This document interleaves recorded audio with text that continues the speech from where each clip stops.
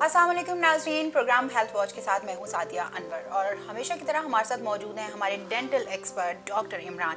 Welcome to the studio. कैसे हैं आप डॉक्टर साहब? अल्लाह का शुक्र है। डॉक्टर साहब, आज भी हम प्रोग्राम में बगैर वक्त ज़ाया किए, क्योंकि प्रोग्राम में क्वेश्चन काफ़ी होते हैं, तो आज फ़ौरन से फटाफट से क्वेश्चन शामिल करते हैं। पहला क्वेश्चन हमारे पास जो आया है वो है, पेशेंट जो है वो 5 years ओल्ड है, यानी कि एक इन्फेंट है और उसके दांत का मसला आया और डॉक्टर ने उसे कहा कि आपकी रूट कनाल की जाएगी। अब इतने छोटे बच्चे के लिए क्या रूट कनाल सेफ होगी या नहीं होगी? मतलब बगैर कोई डायग्नोस किए, बगैर एक्सरे किए कैसे ये हो सकता है? इसमें ऐसा है कि सबसे पहले तो उसका एक्सरे होना चाहिए था, प्रॉपर हिस्ट्री लेनी चाहिए थी कि पेन कब से है, आइदर पेन के साथ कोई इन्फेक्शन भी हुई है बच्चे को, कोई मेडिकेट किया गया कि नहीं किया गया। उसके बाद इसका प्रॉपर एक्सरे होता। एक्सरे में रूल आउट होता है कि जो कैविटी की डेप्थ है वो कितनी है, आइदर जो हमारी कैविटी है वो दांत के अंदर है या रूट तक चली गई है। समटाइम्स ये होता है कि जो कैविटी है वो दांत, डीप कैविटी उसे हम लोग कहते हैं, कि दांत में होती है पर वो कंटिन्यूस पेन करती है कि मुसलसल पेन रहता है, तो उससे हम लोग ये रूल आउट कर लेते हैं कि जी इसकी रूट केनाल ही होनी है। सारी बात है, मुसलसल दर्द रह रहा है तो दांत में तो उस सूरत में क्या होता है कि हम लोग एक्सरे की तरफ सजेस्ट करते हैं, पेशेंट को एक्सरे करवाते हैं। एक्सरे में भी रूल आउट होता है, आइदर उसमें थोड़ी सी भी गुंजाइश हो। मैं आपको अपना एक्सपीरियंस शेयर करता हूँ कि मोस्ट ऑफ द पेशेंट्स मेरे पास आते हैं डिफरेंट डेंटिस्ट के पास से होके, तो वो उन्हें कहते हैं कि जी रूट केनाल ही होगा after x-ray, after proper medication. उनमें से कुछ पेशेंट्स मैंने डील किए हैं जिन्हें मैंने उनकी सब लाइनिंग, हमारे मटेरियल्स हैं कि सब लाइनिंग पहले उसकी कोटिंग की सब लाइनर के साथ, फिर लाइनिंग दी, फिर उसके बाद उसके ऊपर फिलिंग की और उसके माशाल्लाह बड़े अच्छे रिजल्ट्स आए हैं कि वो पेशेंट्स रूट केनाल से बच के। अब बच्चे की आप बात कर रही हैं, 5 years के बच्चे में जब आप माँ को एकदम से कह देंगे कि जी के रूट केनाल होनी है, तो सारी बात है वो तो शॉक्ड हो जाएगा। एक पेनफुल प्रोसीजर है, रूट केनाल को इतना इजी नहीं है। तो मैं तो ये सजेस्ट करूँगा कि फ़र्स्ट ऑफ ऑल उसका एक पेरिएपिकल एक्सरे, या अगर वो नहीं करवाता तो ओपीजी करवाएं। ठीक है। उसमें फिर उसमें देखेंगे कैविटी की डेप्थ कितनी है। अच्छा, क्या बचने के चांसेस हैं? उसमें सर्वाइवल के कितने चांसेस होते हैं कि बगैर रूट केनाल से बचा जा सके? उसमें मैंने आपको ये कहा ना कि अगर तो थोड़ी बहुत लेयर हमें उसका फ्लोर मिल जाता है इंटैक्ट, कि जो उसमें रूट्स के अंदर पल्प चैम्बर है उसके ऊपर थोड़ी सी भी पेपर थिन लेयर भी मिल जाती है, तो उसे हम लोग सब लाइनिंग दे के तो बचा लेते हैं। राइट। तो उसमें सबसे पहले यह कि इनका एक्सरे करवाया जाए।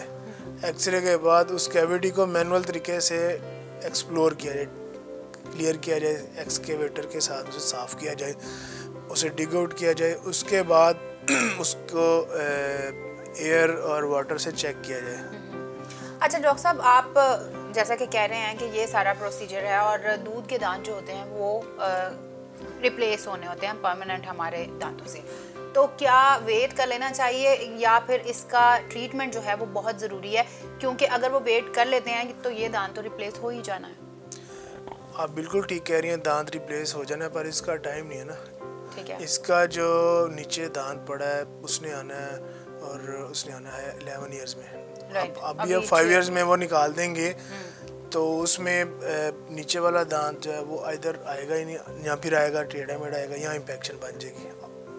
तो ये है कि इसको हम लोग ट्रीटमेंट की तरफ ही सजेस्ट करते हैं, क्योंकि 6 years तक वो पेनफुल जो आपकी कंडीशन है उसको रिड्यूस करने के लिए यकीनी तौर पे आपको इस प्रोसीजर की तरफ जाना चाहिए, लेकिन उससे पहले आपको प्रॉपर डायग्नोसिस जो है उसका सारा प्रोसीजर करना चाहिए। ये डॉक्टर इमरान सजेस्ट कर रहे हैं। हम होपफुली आपका जो वो आपके जहन में कन्फ्लिक्ट्स थे वो क्लियर हो गए होंगे। अच्छा, एक और सवाल हमारे पास है।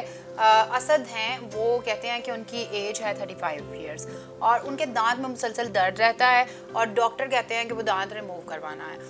अब उनका जो व्यू है वो ये है कि मैं प्रॉपर हाइजीन लेता रहा हूँ, मैं प्रॉपर उनको सारा साफ़ करता रहा हूँ, ये कैसे पॉसिबल हुआ और क्यों हमें रिमूव कराना पड़ा? उसमें अगेन सबसे पहले उनकी हिस्ट्री ली जाए, ठीक है, उसके बाद उनका एक्सरे करवाया जाए। देखिए आजकल जो दौर चल रहा है ना, विदाउट प्रॉपर आप हिस्ट्री एंड एग्जामिनेशन कोई ट्रीटमेंट नहीं कर सकते। क्या सिंपल एक डेंटिस्ट के पास गए हैं और उसे कह रहे हैं कि जी वो आपको कह रहा है कि आप ये इसका दांत निकलवा दें या रूट कैनाल करवा दें, हाउ इट इज़ पॉसिबल कि जब हमारे पास लेटेस्ट गैजेट्स आए हैं तो हम उन्हें यूज़ नहीं कर रहे।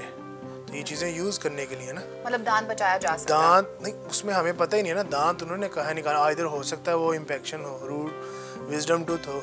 जैसे आप कह रहे हैं कि अगर वेल मेंटेन्ड ओरल हाइजीन है तो उसमें फिर कैविटी का तो चांस नहीं है। अब कैविटी का चांस नहीं है तो दूसरा चांस क्या कि वो 35 इयर्स की एज है और विजडम हो सकता है कि वो जो इरप्ट नहीं हुआ अब वो प्रेशर क्रिएट कर रहा है, उसकी वजह से टेंडरनेस होगी, पेन होगा, पेन जॉ में भी जाएगा, मुंह के अंदर भी आएगा, दांतों में भी रेडिएट करेगा, आफ्टर देन खाने में प्रॉब्लम होगी, मुंह खोलने में प्रॉब्लम होगी। उसमें सबसे पहले ये है कि उनकी हिस्ट्री में डायबिटिक तो नहीं है, कार्डिक तो नहीं है।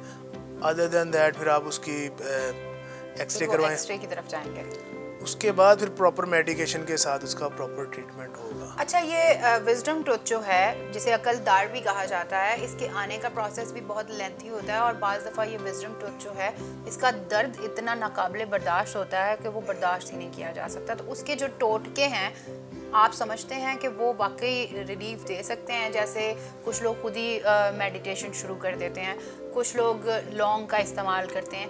आप क्या समझते हैं कि उसके लिए प्रॉपर एक डेंटिस्ट को विज़िट करना ज़रूरी है या फिर वो जो टोटके हैं जो सदियों से चले आ रहे हैं नस्ल दर नस्ल वो भी इफ़ेक्टिव हो सकते हैं? देखें, टू सम हाउ टोटके जो हैं वो सूदनिंग इफेक्ट है आपका लौंग का, क्लोव ऑयल जिसे हम लोग कहते हैं, वो रिलीफ नहीं दे सकते आपको। फॉर द टाइम बीइंग अगर आपके पास कोई चीज़ नहीं, उसमें ऐसा क्या होता है जिसकी वजह से वो फौरी तौर पे इंस्टेंट रिलीफ तो आपको मिल जाता है कुछ देर के लिए? रिलीफ नहीं मिलता उसमें। तो फिर क्या होता है? वो डिसेंसिटाइज कर देता है। वो जो लौंग का आप कह रहे हैं। एक मिनट, चेयर ये चेयर नीचे क्यों जाने लग गई है? हाँ, इन चेयर्स का ये मसला होता है। बटन तो नहीं दबाया आपने? नहीं। अच्छा जी, दोबारा से यहाँ से शुरू करें। अच्छा, उसमें यह है कि सूदनिंग इफेक्ट है इसका।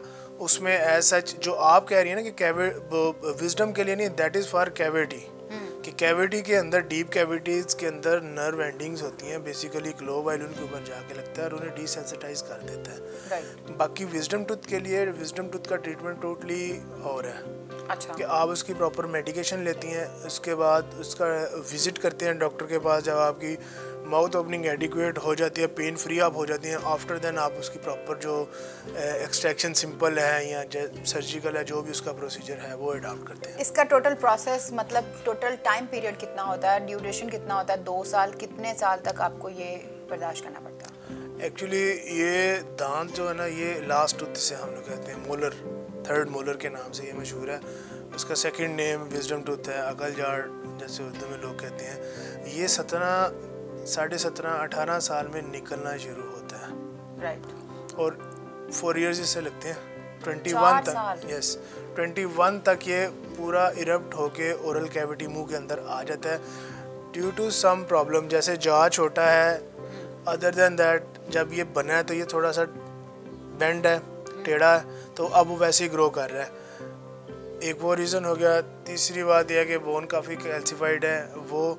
अब फोर्थ यह है कि ड्यू टू सम पैथोलॉजी, कि कोई इसके साथ पैथोलॉजी लगी है जिसकी वजह से ये इरप्ट नहीं हुआ। ये 3-4 कंडीशंस हैं। अगर ये इरप्ट नहीं हुआ तो इसे हम लोग फिर, इसका एक नाम है जिसे कहते हैं इम्पैक्शन, कि मुंह में नहीं नज़र आ रहा, हड्डी में नज़र आ रहा है, एक्सरे में देख रहे हैं। हाँ। अब उसमें क्या है कि अब देखिए एक चीज़ नहीं आई, उसने आना था, अब उसको निकालना ज़रूरी है। किस उम्र तक अगर वो ना आए, इन्फेक्शन ना हो, तो उसको निकलवा देना बेहतर है? देखिए 21 ईयर्स तक आप उसका वेट करें, आफ्टर देन आप एक प्रॉपर उसका एक्सरे है वो करवाएं। अगर एक्सरे में वो दांत पूरा बना हुआ है, अपनी जगह मुंह में नहीं आया और वैसे मुंह के अंदर पड़ा हुआ है, हड्डी के अंदर पड़ा है, तो मैं तो ये सजेस्ट करूँगा कि उसे रिमूव करवा देना चाहिए। क्योंकि ऑल ओवर द वर्ल्ड अब ये एक रूल चल चुका है कि जो ऑल 4 विजडम हैं अपर लोअर के, 2 from one side and 2 from other side, तो वो अब वो करते हैं, पेशेंट जाता है, विजिट करता है, एक्सरे करवाते हैं और ऑटो पे रख के वो रिमूव कर देते हैं उसे। वहाँ तो प्रॉपर जो डेंटिस्ट है उसके पास विजिट्स हो रहे होते हैं, लोग आम तौर पर यूजुअल विजिट्स पे रहते हैं। यहाँ पे इस चीज़ का इतना ख्याल नहीं रखा जाता, तो क्या इसके लिए वेट कर लेना चाहिए? लोगों को खुद से सेल्फ अवेयरनेस के लिए कुछ करना चाहिए कि अगर वो नज़र नहीं आ रहा, बहुत सारे लोगों को नज़र तो वो आ रहा होता है लेकिन प्रॉपर वो बाहर नहीं होता। और बाज़ दफ़ा आप जब फूड इनटेक लेते हैं तो वो चीज़ें वहाँ पर फंस जाती हैं और उसके बाद आपको प्रॉब्लम आती है, उसकी दर्द का वो कंटिन्यूस पेन होती है। उसका क्या सोल्यूशन है? इसमें वो वही बताया ना आपको कि जब वो अब प्रॉपर पोजीशन पे नहीं आएगा, आई मीन कि सीधा नहीं है, तो फिर वो टेढ़ा होगा, थोड़ा सा उसका कस्प बाहर आ गया, एक कस्प आपको मुंह में छोटा सा वाइट कलर का स्पॉट नज़र आ रहा है। अब उसने गम्स को भी टीयर किया है, म्यूकोजा को टीयर किया, अब वो जो एरिया है वो पॉकेट बन गई है। अब जैसे आपने कोई चीज़ खाई, वो पॉकेट के अंदर वो फूड के पार्टिकल्स तो वो एक्सुडेट प्रोड्यूस करेंगे, फॉरेन बॉडी है ना, तो वो उसमें फिर अपना एक प्रोसेस स्टार्ट करवाएंगे। उसके बाद फिर वो क्या होता है कि आफ्टर सम डेज आपको ऐसे लगता है जैसे उसमें टेंडरनेस है, स्वेलिंग हो रही है, और उसके बाद फिर क्या होता है कि आप ये फील करते हैं कि जी आहिस्ता आहिस्ता उसमें पेन स्टार्ट हो जाती है। सम टाइम हम लोग एक्सरे कराते हैं, उसमें कैविटी बनी होती है कि वो फूड पार्टिकल्स लॉज रहते हैं, पेशेंट अवेयर नहीं होता। क्या इस सारे इन्फेक्शन का असर बाकी दांतों पे भी पड़ सकता है? देखिए, इन्फेक्शन होगी, इसके साथ वाला दांत जो है ना वो मोस्टली कल्प्रिट होता है कि वो साथ पड़ा है। तो समटाइम्स ये होता है कि हमारे पास पेशेंट्स आते हैं, दांत विजडम नहीं निकला, आधा डैमेज साथ वाला दांत भी हुआ होता है कि कैविटी उसमें लगी है, उससे ग्रो करके कैविटी उसमें चली गई है, तो जो सेकंड मोलर है उसकी रूट तक कैविटी समटाइम वो भी जाता रहता है, डैमेज हुआ होता है। तो कहते हैं prevention is better than cure, और आपको एहतियात इलाज से बेहतर है। इससे पहले कि आपको सारे ही दांत निकलवाने पड़े और आप अपनी उस खूबसूरत स्माइल को खो दें, आपको डेंटिस्ट के पास रेगुलर विजिट करना चाहिए। और जैसे कि डॉक्टर इमरान ने आपको सजेस्ट किया कि अगर आपका ये प्रॉब्लम है असद, तो आपको डेंटिस्ट के पास विजिट करना चाहिए और प्रॉपर डायग्नोसिस के साथ फिर आपको अपना वो दांत निकलवाना चाहिए। ऐसे ही किसी ने कह दिया और आपने दांत निकलवा दिया तो बाद में अफसोस के अलावा और कुछ नहीं रह जाएगा, क्योंकि नेचुरल जो हमारे दांत हैं उनका कोई सब्स्टिट्यूट नहीं है। तो इसके साथ ही हमारे प्रोग्राम का वक्त हुआ जाता है ख़त्म। डॉक्टर साहब बहुत शुक्रिया। नेक्स्ट प्रोग्राम में हमें और भी बहुत सारे सवाल हैं, लेकिन ये जो मसला था ये काफ़ी लंबा डिस्कशन था। नेक्स्ट प्रोग्राम में आपके सारे सवाल हम शामिल करेंगे। तब तक के लिए सादिया अनवर और डॉक्टर इमरान को दीजिए इजाज़त। अल्लाह ने के बाद।